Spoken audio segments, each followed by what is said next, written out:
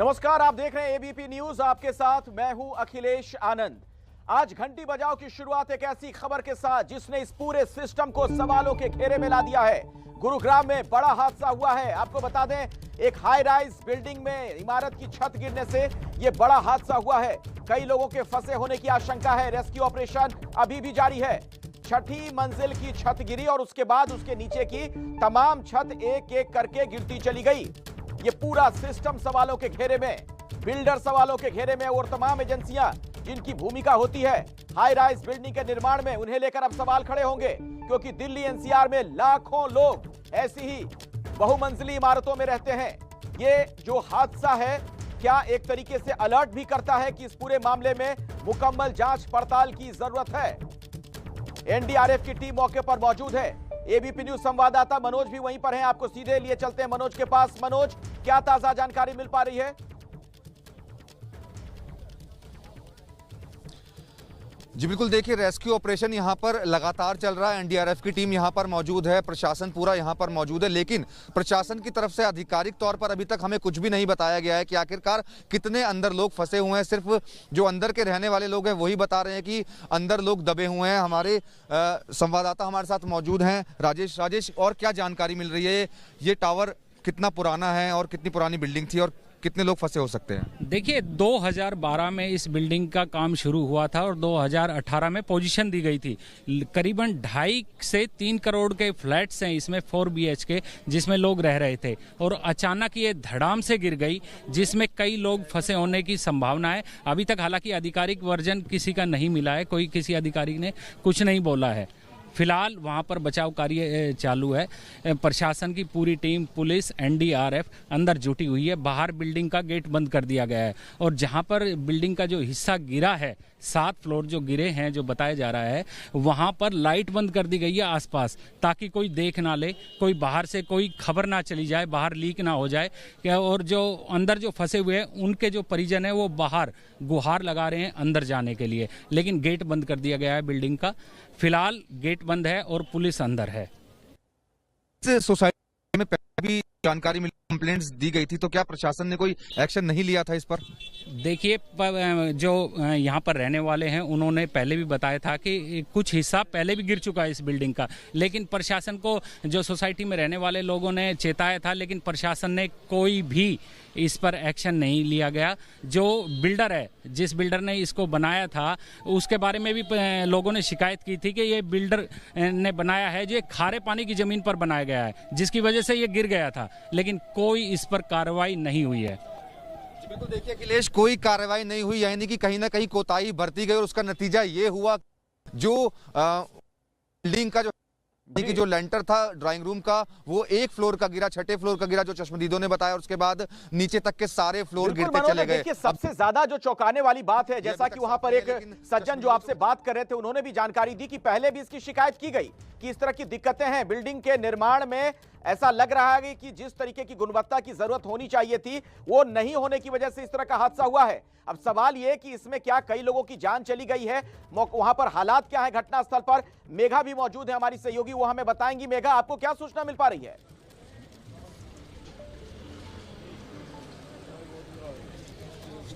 जी अखिलेश जी, मुझे सूचना मिल पा रही है। फिलहाल मैं यहाँ मौजूद है, यहाँ अफरा तफरी का माहौल है। जैसे कि हमने बताया कि एम्बुलेंस लगातार अंदर जा रही है, 10 एम्बुलेंस जा चुकी है। फिलहाल कोई जानकारी अंदर से नहीं मिल रही है, सिवाय इसके कि घटना को लेकर के पहले ऑलरेडी शिकायत की गई थी 21 जुलाई को, जिसको लेकर के कोई भी कार्रवाई नहीं की गई। हमारे सहयोगी कैमरा पर्सन आपको दिखा रहे होंगे वो बिल्डिंग, जिस बिल्डिंग में ये घटना हुआ है, वो बिल्डिंग जो आप सामने देख सकते हैं। सारी बिल्डिंगों की लाइटें ऑन है, केवल वो बिल्डिंग की लाइट ऑफ कर दी गई है। आप देख सकते हैं सारी बिल्डिंग की लाइट जल रही है। वो बिल्डिंग जिस पे सामने आप पे नजर स्क्रीन पे आप देख सकते हैं, वो बिल्डिंग की लाइट ऑफ है। उसी बिल्डिंग में ये घटना हुई है। 22 मंजिला उस बिल्डिंग में, नीचे के 7 मंजिलें ढह गई हैं। फिलहाल मलबे में कितने लोग दबे, तो ये मेघा जो तस्वीरें दिखा रही हैं आप देख पा रहे होंगे। दरअसल आपको बता दें कि ये बहुत सारी इसमें फ्लैट जो हैं, महंगी फ्लैट, 2.5-3 करोड़ रुपए के आसपास की कीमत बताई जा रही है। 2-3 साल पहले इसकी शिकायत भी की गई थी और बहुत पुरानी भी नहीं है इमारतें, 2.5-3 साल पहले ही बनी है इमारतें। अब सोचिए भला किस तरीके से इसे बनाया गया होगा। क्या इसमें भी कोई बड़ा घोटाला हुआ है? लोगों की जान के साथ खिलवाड़ किया गया है? ये तमाम सवाल हैं। ये सिस्टम सवालों के घेरे में। और अब हम आपको घंटी बजाओ में बेरोजगारी से त्राहिमाम युवाओं का हाल दिखाने वाले हैं। सरकार ने सदन के पटल पर बेरोजगारी से त्रस्त होकर जान देने वाले लोगों का जो आंकड़ा रखा, पूरा सिस्टम सवालों के घेरे में आ गया। साल 2018 में बेरोजगारी के कारण 2741 लोगों ने जान दी, तो अगले साल 2851 लोगों ने बेरोजगारी की वजह से आत्महत्या कर ली, जबकि 2020 में बेरोजगारी के कारण 3500 से ज्यादा लोगों ने अपनी जान दी। सरकारों के लिए यह संख्या हो सकती है, लेकिन जरा सोचिए उस मां बाप के बारे में जिनके घर से उनके जवान बेटों की अर्थियां निकली होंगी। नौकरी का वादा कर नौकरी नहीं देने वाली सरकारों के खिलाफ 8422840000 पर जरूर घंटी बजाएं।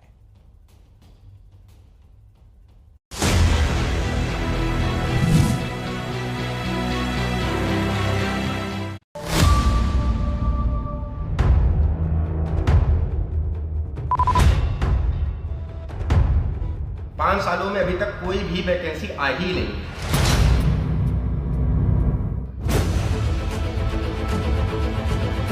कोई जॉब्स है ही नहीं तो आप कहाँ पे अप्लाई करोगे? जो एक योग्य व्यक्ति के अंदर होनी चाहिए वो सारी डिग्रियां मेरे पास में हैं, फिर भी एक बेरोजगार हूँ। इतनी पढ़ाई करने के बाद भी हम ये सोचते हैं भाई जब ऐसे बेरोजगार घूमना है ना तो फिर पढ़ाई करने का कोई मतलब नहीं है। रात पढ़ाई कर रहे, रात दिन मेहनत कर रहे हैं, लेकिन उस मेहनत के ऊपर पानी फिर रहा है। गुस्सा बहुत आता है पढ़ाई करने के बाद भी बेरोजगार घूमना। सरकार पता नहीं क्या सोच के बैठी है कि वो क्या करेगी। देश के युवाओं के इन सवालों का जवाब कौन देगा, क्योंकि एक तरफ नौकरी के बाजार में बेरोजगारों की भीड़ साल दर साल बढ़ती जा रही है। आंकड़े बताते हैं हर साल करीब 1 करोड़ युवा अपनी पढ़ाई पूरी करके नौकरी की तलाश शुरू कर देते हैं, लेकिन उनमें से ज्यादातर को नौकरी की जगह नाउम्मीदी और निराशा ही मिलती है।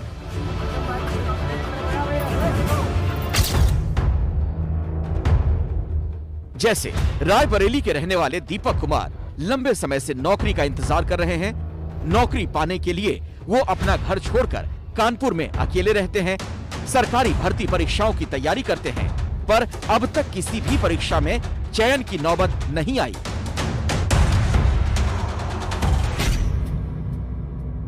पेपरों में नौकरी निकाल देने से कोई हम लोग नौकरी नहीं पा जा रहे हैं, और हम लोग लगातार मेहनत कर रहे हैं, हम लोग लगातार तैयारी कर रहे हैं, तो उसका परिणाम तब हम लोग दिखा पाएंगे जब कोई विभाग में कोई भी वैकेंसी आएगी। 5 सालों में अभी तक कोई भी वैकेंसी आई ही नहीं। जबकि इसी उत्तर प्रदेश में चुनाव के बीच सरकार ये दावा करते नहीं थक रही कि पिछले 5 सालों में उसने कितनी नौकरियां दी हैं, और अगर दोबारा सरकार बनी तो कैसे हर परिवार के एक सदस्य को नौकरी दी जाएगी। 5 लाख नौजवान सरकारी नौकरी प्राप्त करते हैं। एमएसएमई सेक्टर को प्रोत्साहन का परिणाम था 1,61,00,000 से अधिक प्रदेश के युवाओं को अपने ही प्रदेश में नौकरी और रोजगार की सुविधा उपलब्ध हुई। 3 करोड़ से अधिक रोजगार या तो स्वरोजगार प्रदान किए हैं। अगले 5 वर्ष में हम वादा करते हैं कि हर परिवार में नए कम से कम एक व्यक्ति को रोजगार अथवा स्वरोजगार का हम उपलब्धता कराएंगे। चुनावी मौसम में नौकरियां बांटने के इस तरह के वादे करने में कोई भी दल पीछे नहीं। 20 लाख सरकारी रोजगार दिलवाएंगे। जैसे कांग्रेस ने उत्तर प्रदेश के लोगों से ये वादा तो कर दिया कि सरकार बनी तो वो 20 लाख सरकारी नौकरियां देंगे, लेकिन ये नहीं बताया कि जिस पंजाब में उनकी सरकार है वहां पिछले 5 सालों में उन्होंने कितनी नौकरियां दी। इसी तरह राहुल गांधी संसद में बेरोजगारी का मुद्दा जरूर उठाते हैं, लेकिन कांग्रेस की सरकार वाले राज्यों में बेरोजगारी का रिपोर्ट कार्ड पेश नहीं करते। आप बात करते हो रोजगार देने की। 2021 में 3 करोड़ युवा रोजगार खोए हैं। 50 साल से सबसे ज्यादा बेरोजगारी आज हिंदुस्तान में है। The Congress party and its dynasty leaders are confusing their political unemployment as the unemployment of the country. Those who are hardworking, talented, meritorious young people coming from the modest of background, they have enough number of opportunities. बेरोजगारी को लेकर पक्ष और विपक्ष के नेताओं के बीच चल रही इस सियासी जंग के बीच सबसे बड़ा सवाल यही, देश में बेरोजगारी की सही स्थिति क्या है? नौकरियां हैं या नहीं हैं? अगर नहीं है तो सरकार कुछ करती क्यों नहीं, और अगर है तो लोगों को नौकरी मिलती क्यों नहीं? छात्र बोला है 2021 में लगभग 1 करोड़ 20 लाख नए ईपीएफओ के पैरोल पे जुड़े, और ये हम न भूलें, ये सारे फॉर्मल जॉब से, मैं इनफॉर्मल की बात नहीं कर रहा, फॉर्मल जॉब से, और इनमें भी 60-65 लाख 18 से 25 साल की आयु के हैं। रिपोर्ट बताती है कि कोरोना के पहले की तुलना में कोविड रिस्ट्रिक्शन खुलने के बाद हायरिंग दोगुनी बढ़ गई है। नेस्कॉम की रिपोर्ट में भी यही ट्रेंड की चर्चा है। इसके अनुसार 2017 के बाद डायरेक्ट इनडायरेक्ट करीब, नेस्कॉम का कहना है, 27 लाख जॉब्स आईटी सेक्टर में, और ये सिर्फ स्किल की दृष्टि नहीं, उससे ऊपर के लेवल के लोग होते हैं जिनको रोजगार प्राप्त हुआ है। जब प्रधानमंत्री खुद संसद में ये बयान दे रहे हों, इसका मतलब यही निकलता है कि बेरोजगारी को लेकर जितना शोर हो रहा है, सरकार नहीं मानती कि बेरोजगारी उतनी बड़ी समस्या है। तो फिर सवाल है कि देश का युवा क्या करे? नौकरी दे रहे हैं पर दिख नहीं रही है ना, लोगों को मिल नहीं रही है, हर फील्ड में जॉब्स नहीं है। लगता है इतनी पढ़ाई करने के बाद नौकरी नहीं मिल पा रही है, तो कैसा लगता है? बहुत बुरा लगता है। आप जानते, इतने लोग डिप्रेशन में चले जाते हैं। यहाँ मेरे पेरेंट्स हैं, थोड़ा मनोबल मेरा मेंटेन रखते हैं, बट बहुत से पेरेंट्स हैं जो अपने बच्चों को नहीं कर पाते, उतना ना इंकरेज नहीं कर पाते जितना वो करना चाहिए। इतने बच्चे डिप्रेशन में जा रहे हैं। आपने देखा होगा कितने बच्चे सुसाइड कर रहे हैं इस वजह से कि उनको जॉब नहीं मिल पा रही, आगे फ्यूचर नहीं दिख रहा है अपना। सवाल यही है कि वो कौन से हालात हैं जो देश के युवाओं को खुदकुशी जैसा कदम उठाने के लिए मजबूर कर रहे हैं? अगर बेरोजगारी नहीं है तो क्यों सैकड़ों नौजवान नौकरी ना मिलने पर अपनी जान दे रहे हैं? बेरोजगारी के कारण आत्महत्या की ये बात हवा हवाई नहीं है। आंकड़े इस बात की तस्दीक करते हैं, और वो आंकड़े भी सरकार ही बता रही है। बुधवार को राज्यसभा में गृह मंत्रालय की तरफ से दिए गए इस जवाब को देखिए। सवाल था, क्या ये सही है कि बेरोजगारी के कारण लोगों ने आत्महत्या की? जवाब में सरकार ने पिछले 3 सालों का आंकड़ा दिया,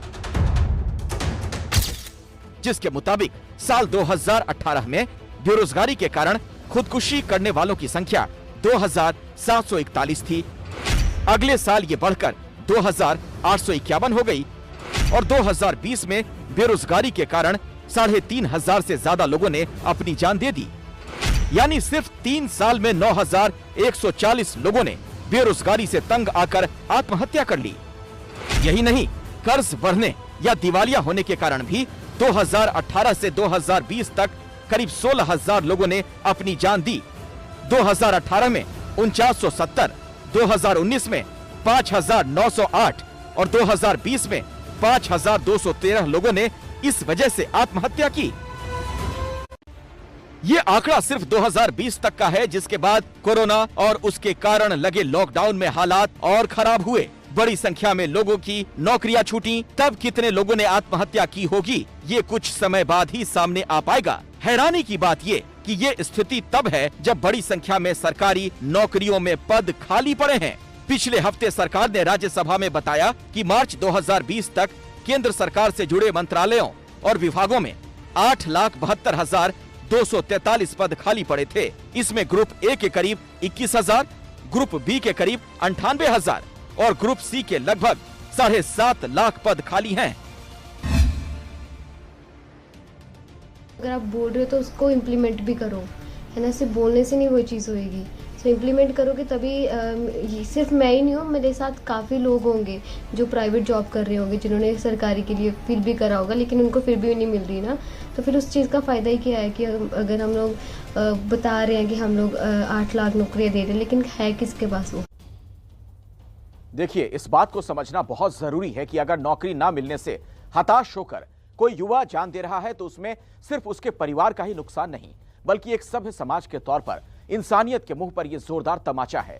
एक आंकड़े के मुताबिक किसी भी देश की तरक्की के लिए वहां की करीब 58% आबादी के पास रोजगार होना चाहिए, और अपने देश की बात की जाए तो यहां सिर्फ 38% लोगों के हाथ में ही काम है।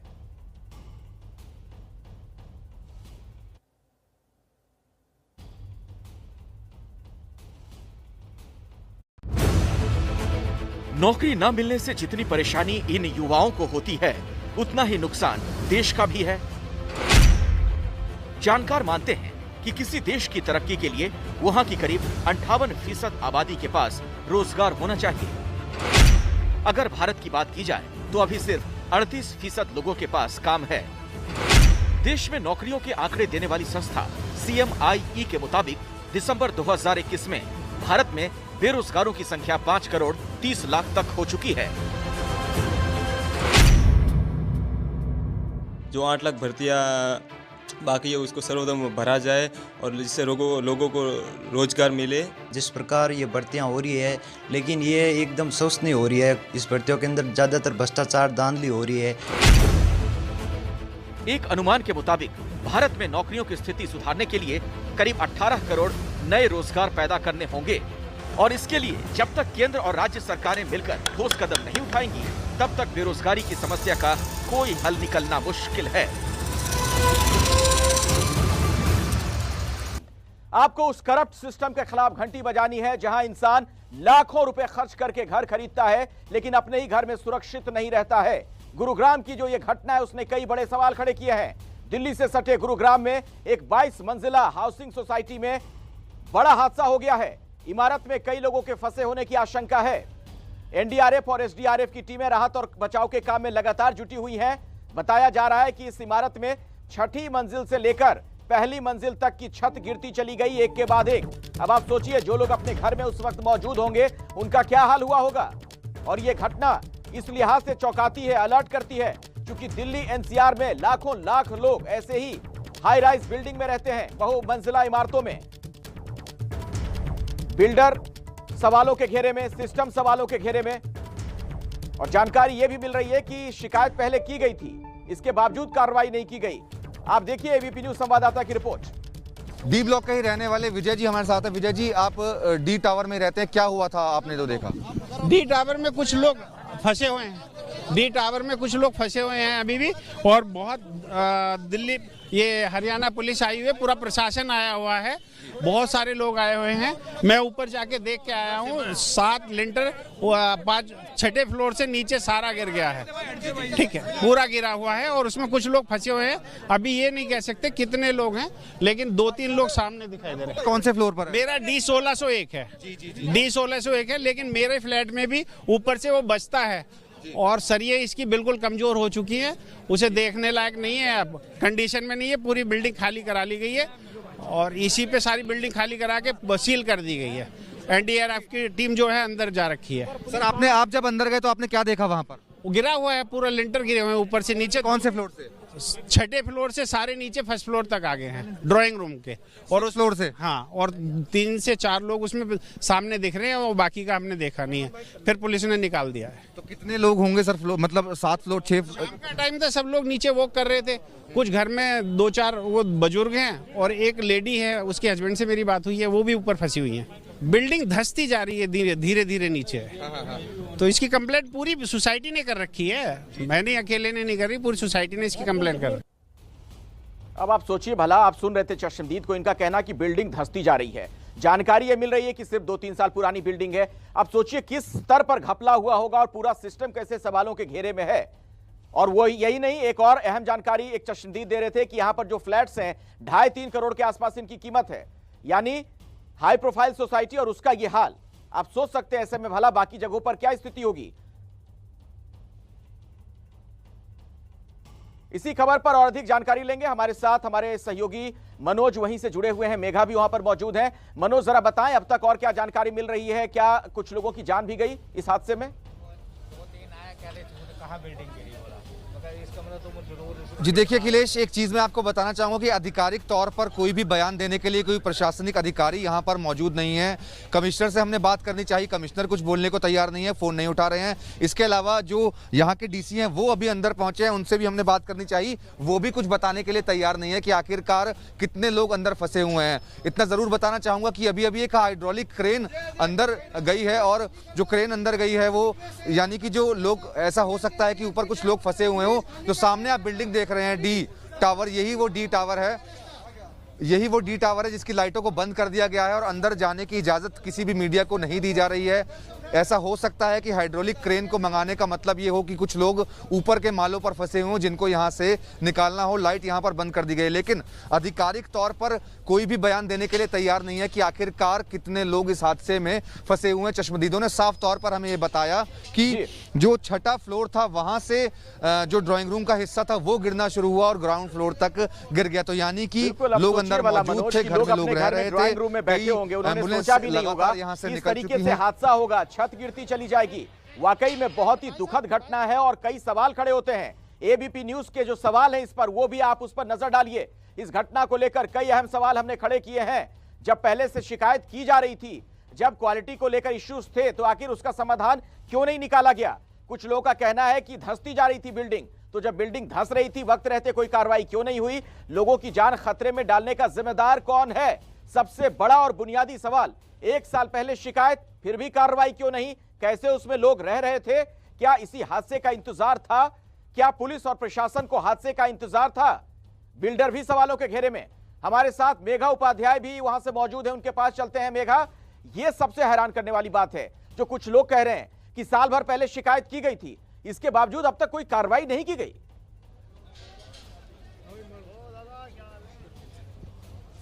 जी अखिलेश, मैं आपको बता दूं कि पिछले साल 21 जुलाई को इसको लेकर के शिकायत दर्ज की गई थी। सोसाइटी के लोग बाकायदा वहां जाके उन्होंने इसके कंप्लेन की थी कि सोसाइटी की जो हालत है बहुत जर्जर है, अक्सर वो हिलती रहती है और जो भी रेनोवेशन वगैरह जो काम था उसके बावजूद जो बिल्डिंग है उसकी हालत सही नहीं थी। इसके बावजूद पुलिस प्रशासन ने कोई भी एक्शन नहीं लिया। इसके बाद एक और दिसंबर में भी इसके खिलाफ सोसाइटी के लोगों ने कंप्लेन किया था। उसके बाद भी सोसाइटी में केवल एक मीटिंग की गई, पुलिस ने केवल एक मीटिंग की और उसके बाद छोड़ दी। यानी कि 2 बार कंप्लेन करने के बावजूद, उसके बाद मैं आपको दिखा दूं कि काफ़ी सारे ट्वीट्स वगैरह भी किए गए थे पिछले साल 21 जुलाई को, और उसके बाद तमाम ट्वीट्स किए जा रहे हैं पुलिस को टैग करके, गुरुग्राम पुलिस और बाकी लोगों को।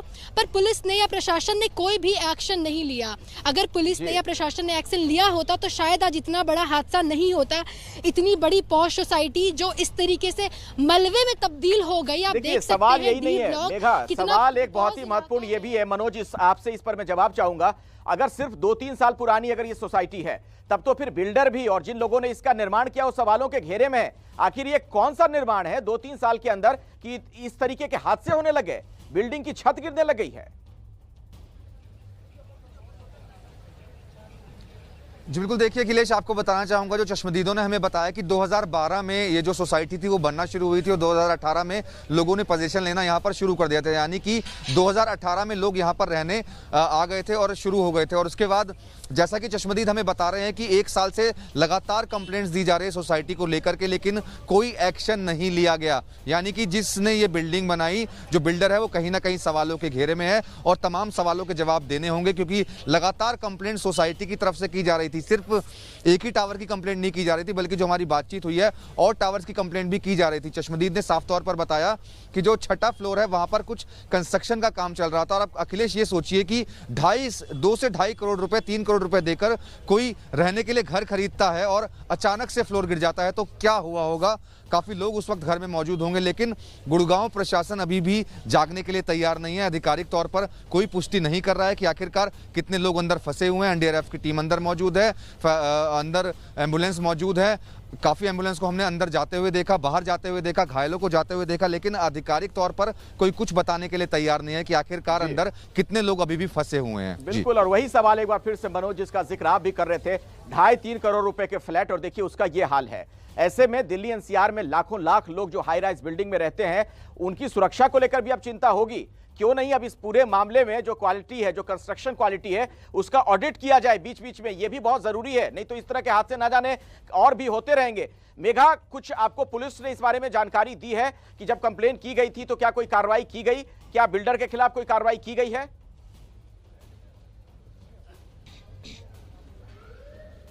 जी अखिलेश, मैं आपको बता दूं कि जैसे मुझे यहाँ स्थानीय लोगों से जानकारी मिली, कंप्लेन 2 बार की गई लेकिन पुलिस ने कोई भी एक्शन नहीं लिया। हालांकि दिसंबर में जो कंप्लेन की गई थी उसमें एक मीटिंग की गई, लेकिन उसमें पुलिस या बाहरी लोगों ने हस्तक्षेप नहीं किया, बल्कि अंदर ही जो बिल्डिंग के लोग हैं उन्होंने ही जो सॉल्यूशन निकल सकता था वो किया। पर पुलिस ने इस मामले में कुछ भी संज्ञान नहीं लिया। अगर पुलिस ने एक्शन लिया होता तो शायद आज इतना बड़ा हादसा नहीं होता।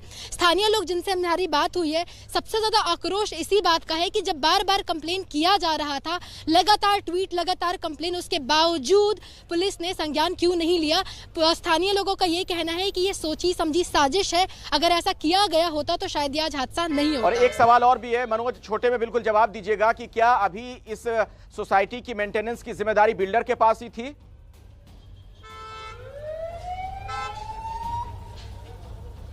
जी बिल्कुल, देखिए अखिलेश, यहाँ के लोगों से बात करने की कोशिश की, उन्होंने साफ तौर पर कुछ भी नहीं बताया। लेकिन एक सवाल अखिलेश ये भी इसमें बनता है कि जो पूरी जो डी टावर है उसको खाली करा लिया गया है, 22वें माले तक की ये बिल्डिंग थी, जो ऊपर लोग रह रहे थे वो रात भर कहाँ जाएंगे? पूरी बिल्डिंग को बंद कर दिया गया है, सील कर दिया गया है। ऐसे तो ना जाने अभी कितने सवाल आएंगे कि पूरी जिंदगी भर की कमाई लगाकर इंसान एक घर खरीदता है, अगर उसका ये हाल है तो भला वो कहाँ जाए। इस बड़ी खबर से जुड़ी कुछ और जानकारी जैसे ही हमें मिलेगी आप तक आगे हम पहुंचाएंगे।